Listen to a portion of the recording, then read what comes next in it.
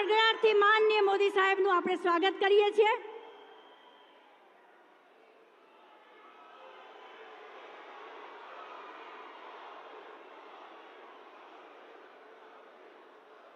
ભારતીય જનતા પાર્ટીના જીતના સંકલ્પને ચરિતાર્થ કરવા માટે જે કટિબદ્ધ છે તેવા આપણા ગુજરાત રાજ્યના ભારતીય જનતા પાર્ટીના પ્રમુખ, નવસારીના લોકપ્રિય સાંસદ એવા માનનીય શ્રી સી.આર. પાટીલ સાહેબને આ સાથે જ સ્વાગતના શબ્દ સુમન માટે આમંત્રિત કરું છું।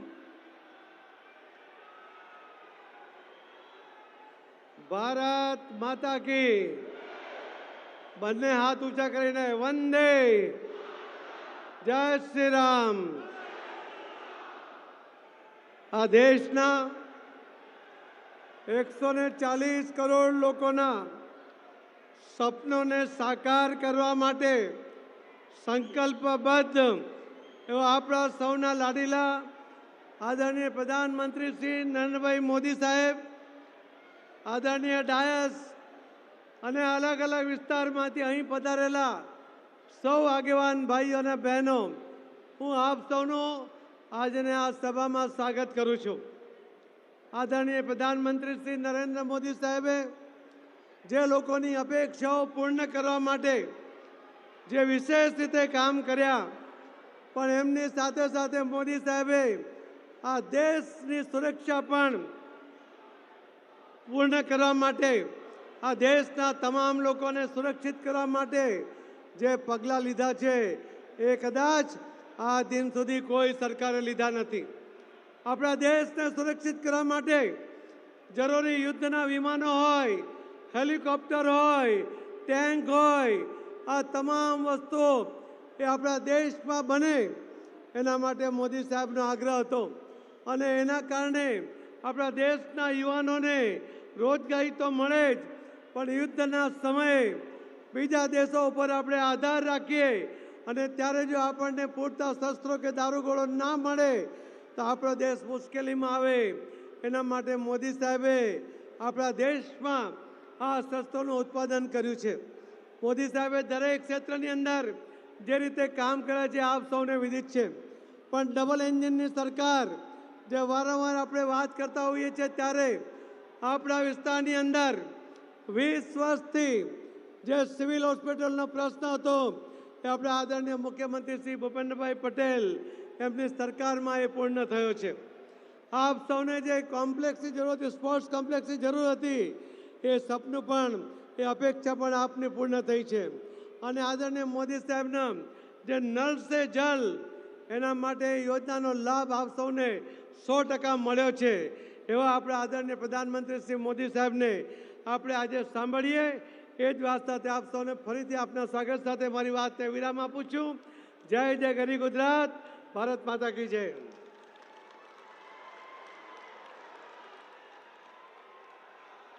ખૂબ ખૂબ આભાર માનનીય શ્રી સી.આર. પાટીલ સાહેબ। અખંડ ભારતના શિલ્પી સરદાર સાહેબની આ ગૌરવાન્વિત ભૂમિ પર વિકસિત ભારતના સ્વપ્નદ્રષ્ટા અને વિકાસ પુરુષ માનનીય વડાપ્રધાન શ્રી નરેન્દ્રભાઈ મોદી વંદન અભિનંદન સાથે ઉદ્બોધન માટે આમંત્રિત કરું છું। માનનીય વડાપ્રધાન શ્રી નરેન્દ્રભાઈ મોદી। भारत माता की, भारत माता की, भारत माता की। આજે નાના નાના ટાબરિયાઓને ફોટા લઈને ઊભા કર્યા જ બધાને બેસાડો।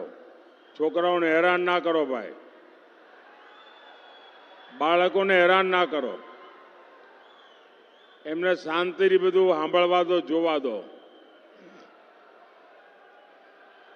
भारत माता की, भारत माता की। હું ગુજરાતમાં ઘણા વર્ષો સુધી અહીંયા મુખ્યમંત્રી તરીકે આપની સેવા કરતો રહ્યો। એ પહેલા પણ પાર્ટીના સંગઠન કામ માટે ગુજરાતમાં અનેક વર્ષો સુધી કામ કરતો રહ્યો. મેં ગુજરાતમાં ચૂંટણીઓ લડાવી પણ ખરી અને ચૂંટણીઓ લડી પણ ખરી.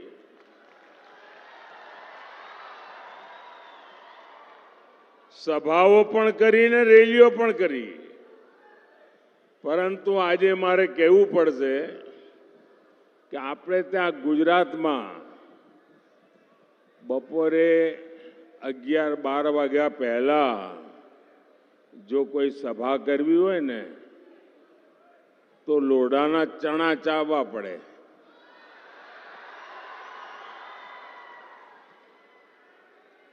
બધા એમ કે હાજે જરા ઠંડક થાય ત્યારે રાખજો ને. મારા માટે આજે અચરજ છે આણંદનું આ વિરાટ કેસરિયા સાગર. મને લાગે છે આણંદે આજે બધા જ રેકોર્ડ તોડ્યા છે. અને આ ચૂંટણીમાં પણ આણંદ અને ખેડા બધા રેકોર્ડ તોડશે.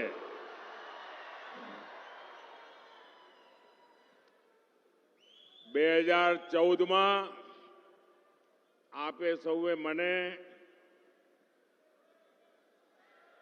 દેશની સેવા કરવા માટે મોકલ્યો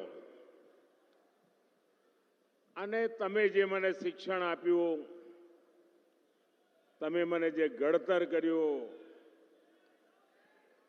સરદાર સાહેબની આ ભૂમિમાંથી હું જે શીખ્યો એ બધું આજે મને દેશની સેવા કરતી વખતે લેખે લાગે છે, કામે આવે છે. સાથીઓ, આપણે જ્યારે ગુજરાતમાં કામ કરતા હતા ત્યારે આપણો ગુજરાતનો એક મંત્ર હતો કે ભારતના વિકાસ માટે ગુજરાતનો વિકાસ. આપણે એવું ક્યારેય નહોતા કહેતા કે દેશનું જે થવું હોય થાય, અમારા ગુજરાતનું થાય, એવું નહોતા કહેતા. આપણે હંમેશા કહેતા હતા ભારતના વિકાસ માટે ગુજરાતનો વિકાસ. અને હવે જ્યારે આપે મને દેશનું કામ સોંપ્યું છે ત્યારે મારું એક જ સપનું છે કે 2047માં જ્યારે ભારતની આઝાદીના 100 વર્ષ થાય ત્યારે આપણું હિન્દુસ્તાન વિકસિત ભારત હોવું જોઈએ અને આપણું ગુજરાત પણ વિકસિત ભારત હોવું જોઈએ. અને વિકસિતનો મતલબ શું છે એ આણંદ ખેડાવાળાને ના સમજાવવું પડે, કારણ એમણે આખી દુનિયા જોયેલી છે. સમૃદ્ધ દુનિયા કેવી હોય એમને ખબર છે, પ્રગતિ કેવી હોય એમણે જોઈ છે. અને એમના કુટુંબીજનો આજે પણ દુનિયાના સમૃદ્ધ દેશોમાં રહે છે. આપણે એવું બનાવવાનું છે.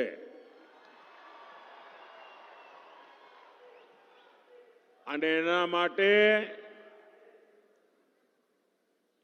માટે મારી પળે પળ આપના માટે, મારી પળે પળ દેશના માટે.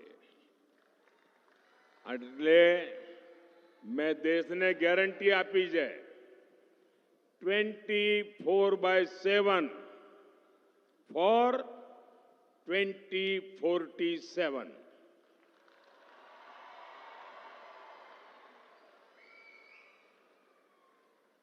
અને આ મહાન કામ માટે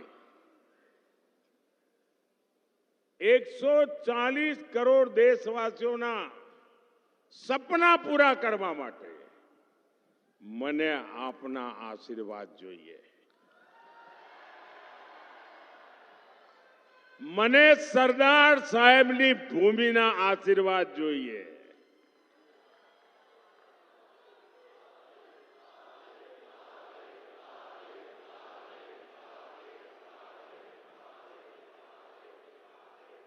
આખા દેશમાંથી આશીર્વાદ મળે, પણ જ્યારે સરદાર સાહેબની ભૂમિના આશીર્વાદ મળે ને તો એને 4 ચાંદ લાગી જાય.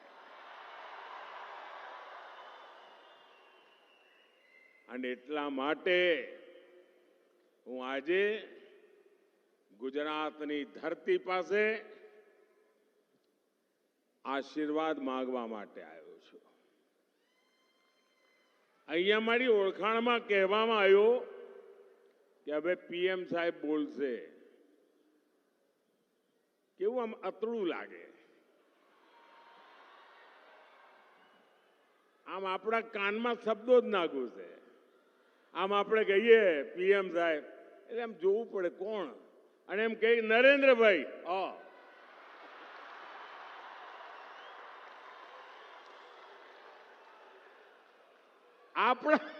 આપણા નરેન્દ્રભાઈ,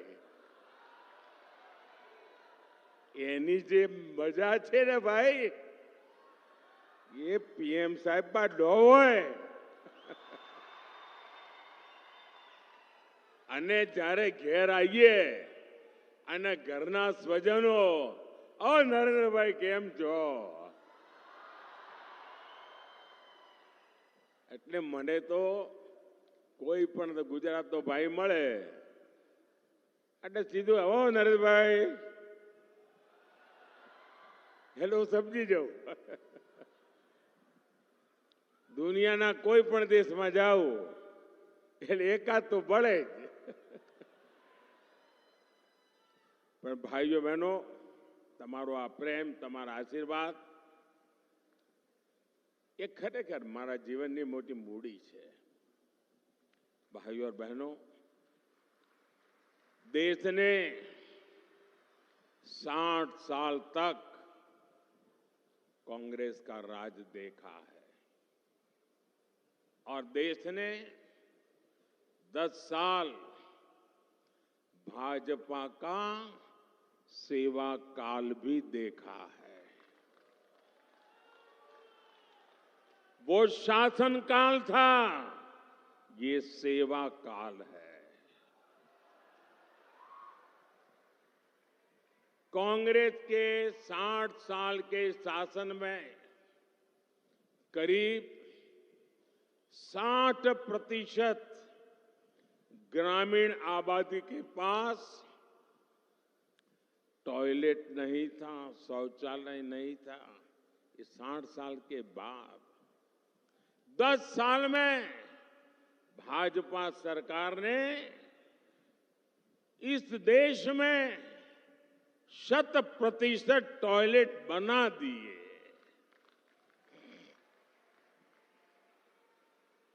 साठ साल में कांग्रेस देश में सिर्फ 3 करोड़ ग्रामीण घरों तक ही नल से जल की सुविधा पहुंचा पाई.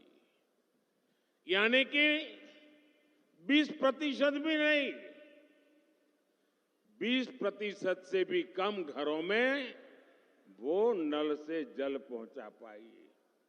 10 साल में ही नल से जल पहुंचने वाले घरों की संख्या आज 14 करोड़ घर हो गई है.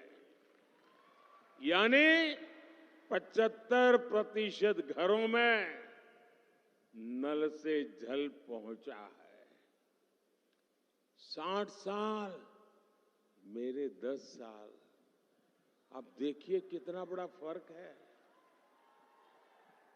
60 साल में कांग्रेस ने क्या किया? बैंकों का राष्ट्रीयकरण किया, बैंकों पर कब्जा कर लिया और ये कहा कि बैंक गरीबों के लिए होनी चाहिए, इसलिए राष्ट्रीयकरण. आज स्थिति ये है कि बैंकों का राष्ट्रीयकरण गरीबों के नाम पर करने के बावजूद भी कांग्रेस सरकार 60 साल में करोड़ों गरीबों के बैंक खाते नहीं खोल पाई. मोदी ने 10 साल में 50 करोड़ से ज्यादा जनधन बैंक खाते खोले, जीरो बैलेंस से खोलने का निर्णय किया। जो बैंक के दरवाजे तक गरीब देख नहीं सकता था, आज गरीब बैंक में जाकर के हाथ मार करके उसके साथ कारोबार करने लगा है। साथियों, 2014 में जब आपने आपके इस बेटे को गुजरात से दिल्ली भेज करके देश की सेवा करने का आदेश दिया, उस समय बड़े विद्वान अर्थशास्त्री देश के प्रधानमंत्री थे। उनके बाद मुझे मौका मिला। जब उन्होंने छोड़ा था, तब देश दुनिया में 11 नंबर की इकोनॉमी थी, 11 नंबर। हमारा नंबर 11 पर था। 10 साल में गुजराती ने, एक चाय वाले ने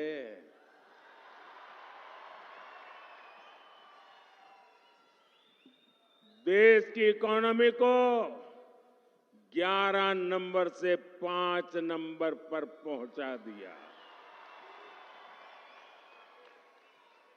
कांग्रेस के चलते दशकों तक देश के संविधान के साथ भांति भांति के खिलवाड़ हुए। आप चौंक जाएंगे भाइयों बहनों, सरदार साहब जल्दी चले गए, उसके कारण देश को बहुत नुकसान हुआ है। और मेरे मन में कसक है कि सरदार साहब के सपने भी पूरे करने की कोशिश करो।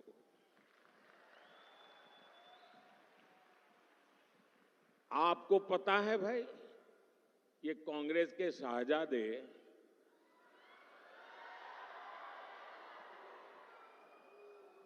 माथे पर संविधान रख करके नाच रहे हैं आजकल, देखा होगा आपने।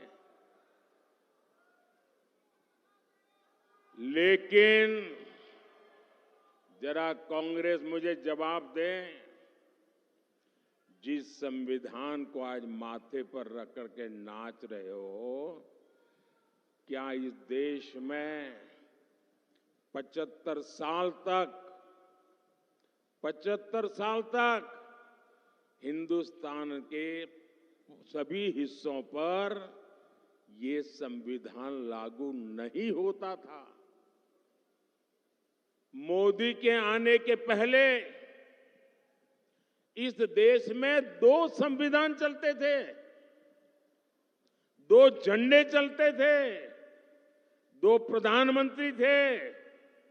ये संविधान माथे पर लेकर के नाचने वाले शाहजादे आपकी पार्टी कांग्रेस ने, आपके परिवारजनों ने देश में संविधान लागू नहीं होने दिया था।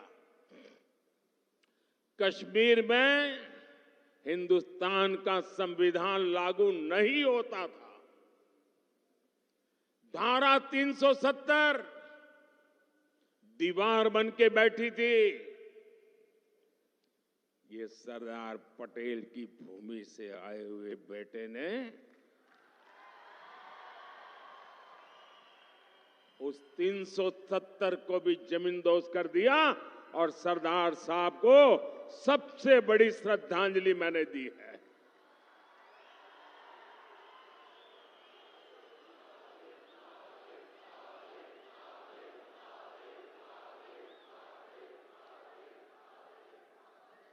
मैंने सिर्फ स्टैच्यू ऑफ यूनिटी, दुनिया का सबसे बड़ा स्टैच्यू बनाकर सरदार साहब को अंजलि दी है, इतना ही नहीं, मैंने कश्मीर में तिरंगा झंडा फहराकर, कश्मीर में संविधान लागू कर, कश्मीर में 370 हटाकर सरदार साहब के सपने को पूरा किया है।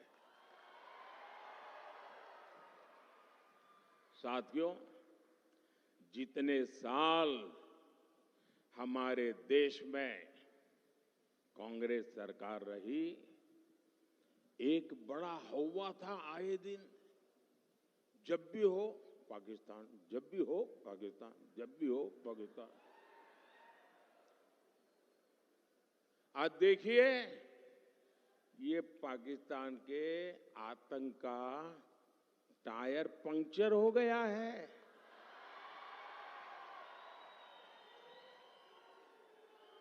जो देश कभी आतंकी एक्सपोर्ट करता था, वो आटे के इंपोर्ट के लिए दर दर भटक रहा है।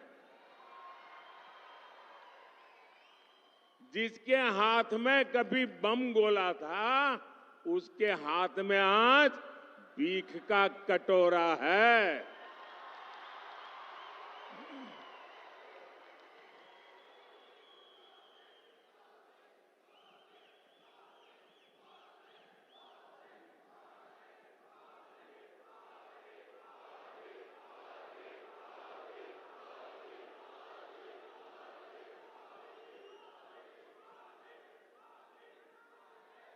कांग्रेस की कमजोर सरकार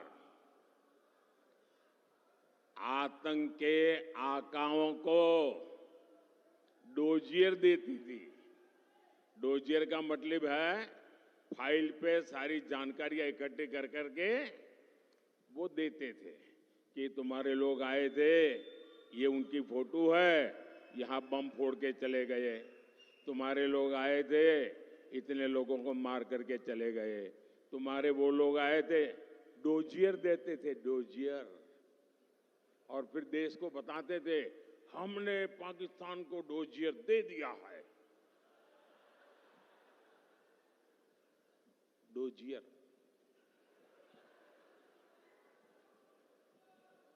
और मोदी की मजबूत सरकार देखिए, डोजियर बोजियर में टाइम खराब नहीं करते।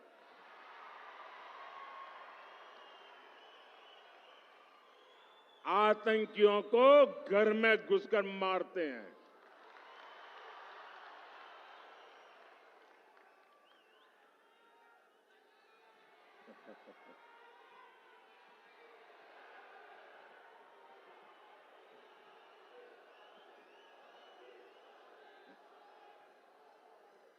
और साथियों, संयोग देखिए, आज जब भारत में कांग्रेस कमजोर हो रही है, यानी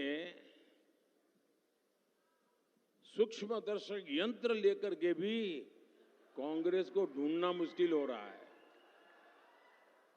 लेकिन मजा ये है कि यहां कांग्रेस मर रही है और वहां पाकिस्तान रो रहा है।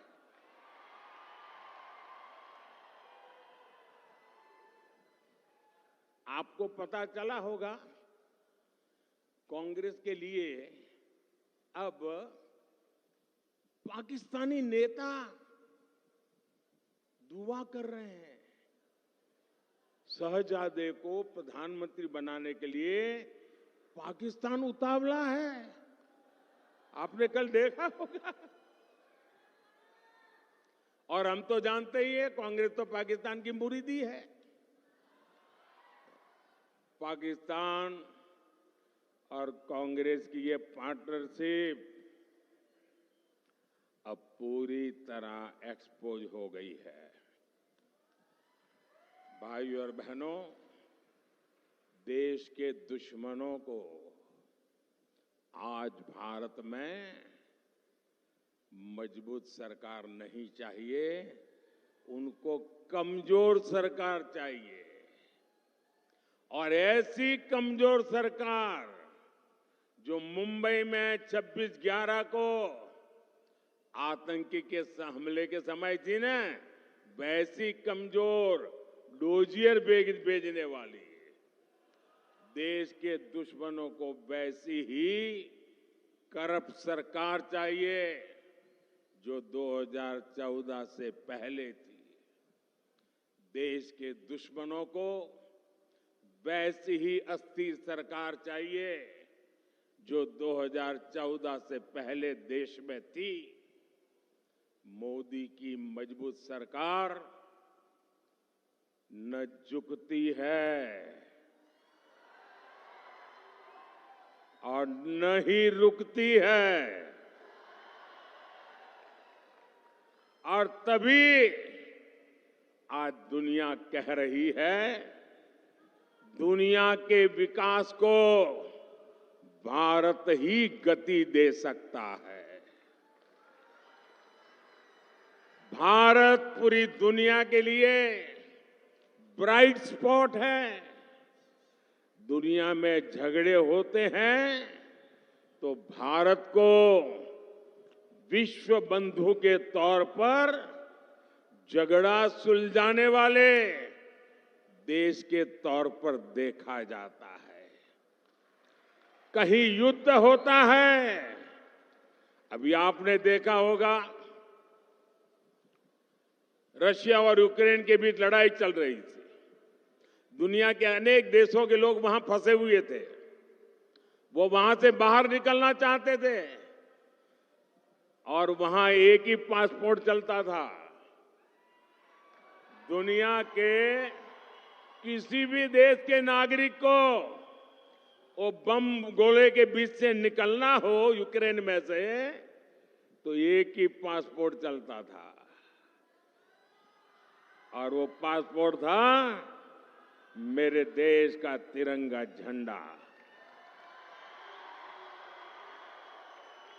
पाकिस्तान के लोग भी तिरंगा झंडा दिखाते थे तो वहां की सेना जाने देती थी। आपने यूक्रेन में देखा है, युद्ध के समय जो बच्चे थे वहां सबने महसूस किया कि भारत के तिरंगे की ताकत क्या बड़ी है। भारत, आप में से तो आए दिन लोग विदेश जाते हैं, आपने देखा होगा आज हिंदुस्तान के पासपोर्ट की ताकत क्या है। हाँ। ये होती है देश की साख।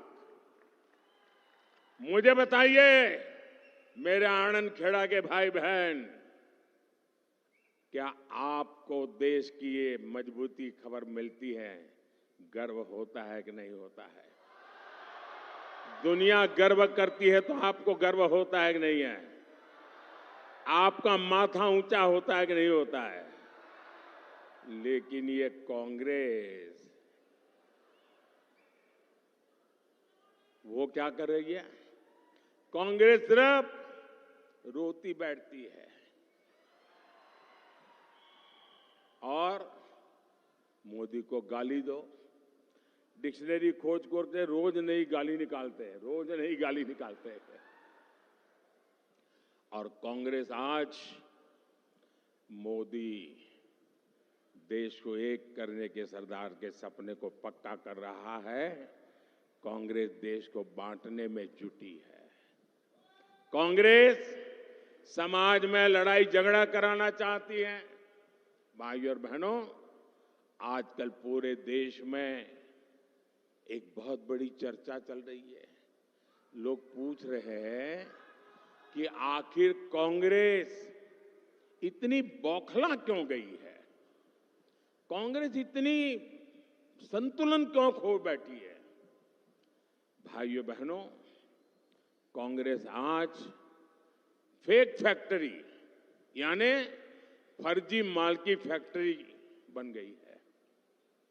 मोहब्बत की दुकान बोलकर कांग्रेस झूठ का सामान क्यों बेचने लगी है?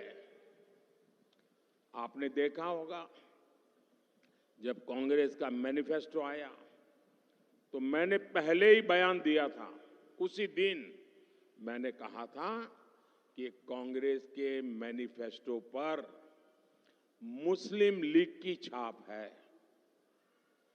अब कांग्रेस इतनी हताश और निराश है कि अपनी स्थिति बचाने के लिए उसने अपने आप को मुस्लिम लीग को समर्पित कर दिया है। और इसका कारण है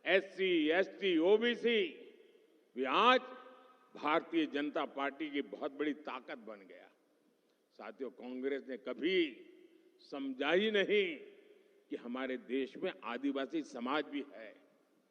इतने साल तक कांग्रेस ने आदिवासियों के लिए अलग मंत्रालय तक नहीं बनाया। बीजेपी सरकार ने आदिवासियों के लिए अलग मंत्रालय, अलग बजट बनाया। उन्होंने उपेक्षा करते रहे, आदिवासी समूह की जो उपेक्षा वो करते रहे, घनघोर उपेक्षा करते रहे और दशकों तक उन्होंने उपेक्षा की और उनको एक हाशिए में रखा। उन्होंने भी कांग्रेस को किनारा कर लिया।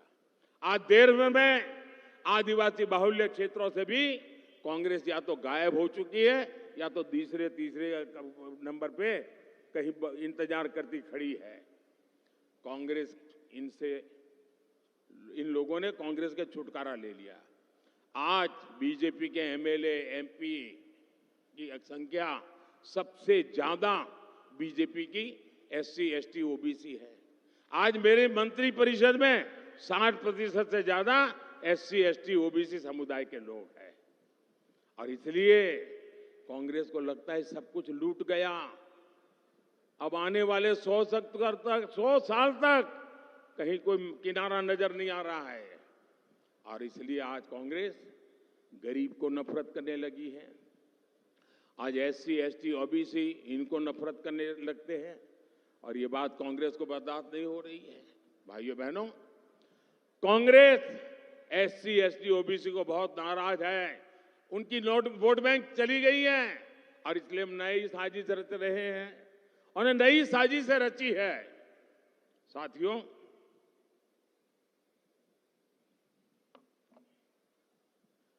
आप सब जानते हैं कि दशकों से कांग्रेस का सबसे बड़ा वोट बैंक माइनॉरिटी का रहा है और उसमें भी मुसलमान।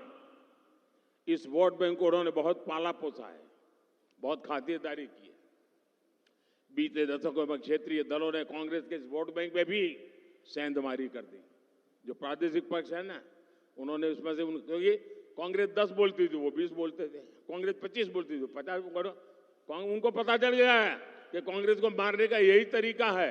तो जो प्रादेशिक पक्ष पैदा हुए उसमें से बहुत सारे उन्होंने कांग्रेस को जो मोनोपोली थी माइनॉरिटी की उस पर भी डाका डाल दिया। इसलिए अब कांग्रेस नई नीति रणनीति बना रही है। जब कांग्रेस सत्ता या विपक्ष में, वहां माइनॉरिटी के वोट बैंक को साथ रखने के लिए तुष्टीकरण में और तेजी से आगे बढ़ रही है। कांग्रेस ने अल्पसंख्यकों को अपने साथ रखने के लिए ओबीसी और दलितों के आरक्षण का कोटा मुसलमानों को देना तय किया है। इसके लिए कांग्रेस पार्टी संविधान बदलना चाहती है। कांग्रेस चाहती है कि एससी, एसटी, ओबीसी के उनके हक का जो आरक्षण है वो अपने खास वोट बैंक को दे सके। कांग्रेस की साजिश के बारे में पहले ना कांग्रेस के दरबारी कुछ कहते थे और ना ही उनके लोग। 24 के चुनाव में मोदी ने कांग्रेस की ये सारी साजिश देश के सामने रख दी है।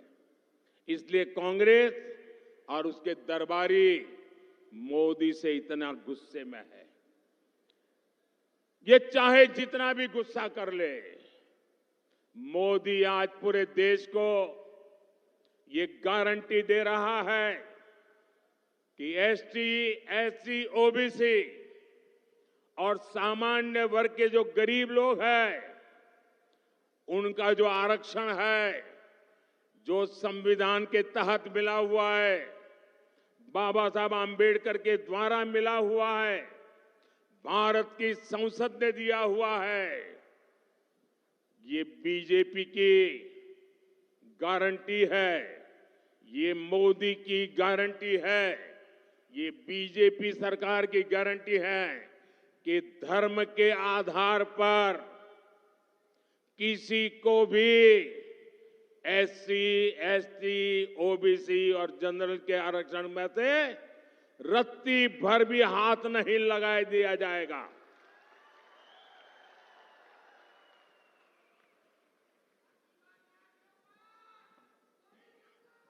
मैं जरा आज सरदार साहब की भूमि से इस शाही परिवार को चुनौती देता हूं।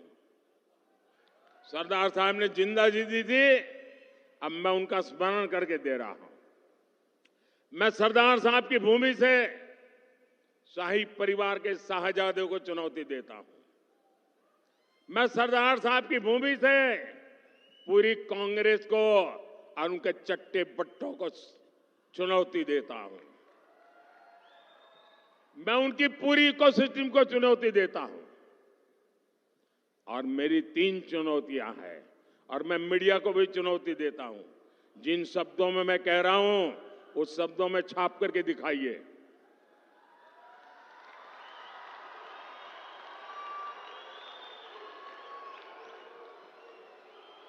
उनको लगता है कि मोदी ने बात छाप दी, टीवी में दिखा दी, तो शायद कांग्रेस कहीं की नहीं रहेगी। मेरी 3 चुनौतियां हैं कांग्रेस और कांग्रेस के पूरे इकोसिस्टम को। पहली चुनौती, कांग्रेस और उनके चट्टे बट्टे देश को लिखित में गारंटी दें कि वो संविधान बदलकर धर्म के आधार पर मुसलमानों को आरक्षण नहीं देंगी। देश को बांटने का काम नहीं करेगी। मेरी दूसरी चुनौती है, कांग्रेस देश को लिखित में दे कि वो एसटी, एससी, ओबीसी को मिलने वाले आरक्षण में सेंधमारी नहीं करेगी, उनका अधिकार नहीं छीनेगी, डाका नहीं डालेगी।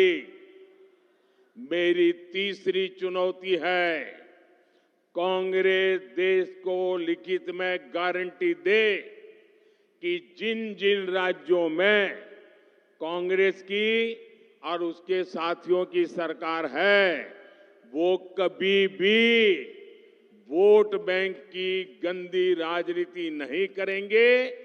वो बैकडोर से ओबीसी का कोटा काटकर मुसलमानों को आरक्षण नहीं देंगी।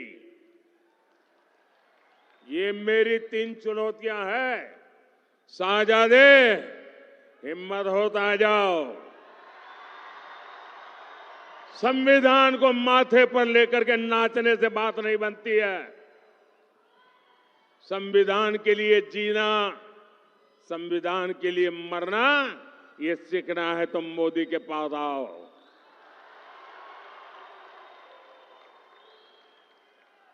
मैं जानता हूं कांग्रेस मेरी ये चुनौती नहीं स्वीकार करेगी, क्योंकि इसकी नीयत में खोट है। साथियों, भारतीय जनता पार्टी ने पहले भी कहा है, आज भी कहा है, देश की एकता और अखंडता के लिए, देश के सर्वांगीण विकास के लिए हमारे एससी, एसटी समुदाय, हमारा ओबीसी समुदाय, हमारे जनरल समुदाय के गरीब वर्ग, उनको जो अधिकार मिले हैं, उन अधिकारों को न कभी हम हाथ लगाएंगे और न ही हम किसी को हाथ लगाने देंगे। साथियों, इंडी गठबंधन की एक और रणनीति की पोल उसके ही नेता ने देश के सामने खोल दी है। अब इंडी गठबंधन ने मुसलमानों से वोट जिहाद करने को कहा है। अब बताइए, हमने लव जिहाद सुना था, लैंड जिहाद सुना था और वोट जिहाद, और वो भी पढ़े लिखे मुसलमान के परिवार से बात आई है। सामान्य मदरसा से निकले हुए किसी बच्चे ने नहीं कहा है। हाईली क्वालिफाइड फैमिली और कांग्रेस के वरिष्ठ पद पर बैठे हुए परिवार, ये मुसलमान परिवार ने कहा है, नारा दिया है वोट जिहाद करो। आप जानते हैं ना जिहाद का मतलब क्या होता है? जिहाद किसके खिलाफ किया जाता है? इंडी गठबंधन का साफ कहना है कि सारे मुसलमानों को एकजुट होकर वोट देना चाहिए। इंडी गठबंधन ने लोकतंत्र के उत्सव में वोट जिहाद की बात करके लोकतंत्र का भी अपमान किया है, संविधान का भी अपमान किया है। और कांग्रेस के एक ने भी नेता ने अभी तक इसका विरोध नहीं किया है, मौक सम्मति दे दी है। ये वोट जिहाद की बात भी कांग्रेस की तुष्टीकरण की नीति को ही आगे बढ़ाती है। एक तरफ इंडी गठबंधन एसटी, एससी, ओबीसी सामान्य वर्ग को बांटने में जुटा है और दूसरी तरफ वोट जिहाद का नारा लगा रहा है। आज समझ सकते हैं कि इंडी गठबंधन के इरादे कितने खतरनाक हैं। साथियों, मैं बहुत लंबा बोल गया। भाई मारे आजे 4 સભાઓ કરીને રાત્રે કલકત્તા પહોંચવાનું છે। અહીંથી સુરેન્દ્રનગર, જુનાગઢ, જામનગર ને ત્યાંથી કલકત્તા, આટલું પૂરતું છે ને? હવે વિજય પાકો ને? વધુમાં વધુ મતદાન થશે ને? મતદાનના જૂના રેકોર્ડ તોડીશું। ગમે તેટલી ગરમી હોય તો એ તોડીશું। 7 મઈ 7મી મે હવે 5 જ દાડા બાકી રહ્યા છે ને ભાઈ। હવે આ 5 દાડા તો પૂરી તાકાત લગાવવી પડે હો। સમાજના બધા વર્ગોને જોડે લઈને આપણે આ વખતે ગુજરાતમાંથી બધી લોકસભાની સીટો તો મોકલવાની જ છે અને મને ખાતરી છે કે તમારો દીકરો ત્યાં બેઠો હોય અને તમે કમળ ના ચડાવે એવું બને કાંઈ? અને મને તો કોઈએ કહ્યું સાહેબ ગુજરાતમાં તો તમે પ્રચાર માટે ના આવો, પણ હું પ્રચાર કરવા આવ્યો જ નથી। હું તો તમારા દર્શન કરવા આવ્યો છું, તમારા આશીર્વાદ લેવા આવ્યો છું અને તમારા બધાનો ઉત્સાહ જોઈને મને ઉર્જા મળે એટલા માટે આવ્યો છું। પણ આપણે બધા પોલિંગ બૂથ જીતવા છે ભાઈ, જીતીશું। અને મારો તો આગ્રહ છે કે સવારમાં દરેક પંચના પ્રમુખ 25-25, 30-30 વોટરનું થાળી વગાડતા વગાડતા ગીત ગાતા ગાતા લોકશાહીનો ઉત્સવ મનાવતા મનાવતા વોટ આપવા જાય। લોકશાહીનો ઉત્સવ હોવો જોઈએ, ખાલી પોલિંગ બૂથ પાસે ફુગ્ગા લાગે એવું નહીં। આખા પોલિંગ બૂથના બધા ઘરોમાં ઉત્સવનું વાતાવરણ હોય ભાઈ। લોકશાહી છે અને દીકરો આપણો ત્યાં બેઠો છે ભાઈ। તો ગુજરાતે તો જબરદસ્ત ઉત્સવ મનાવવો જોઈએ। ગમે તેટલી ગરમી હોય, રજાઓનો ઢગલો હોય સામે, તો પણ પહેલું કામ મતદાન, પછી જલપાન। આપણા ત્યાં આણંદમાંથી અમારા સાથી ભાઈ મિતેશ પટેલ અને ખેડાથી અમારા સાથી ભાઈ દેવુસિંહ ચૌહાણ અને ખંભાત વિધાનસભામાં ભાઈ ચિરાગ પટેલ, આ અમારા ત્રણેય સાથીઓને આપ વિજયી બનાવો। મારી સાથે બોલો, ભારત માતા की, भारत माता की, भारत माता की जय सरदार, जय सरदार, जय सरदार।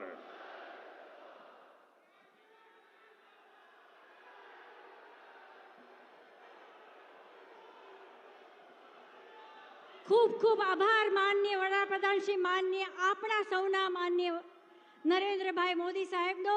જય જય ગરવી ગુજરાત, જય જય શ્રી રામ। અબ की बार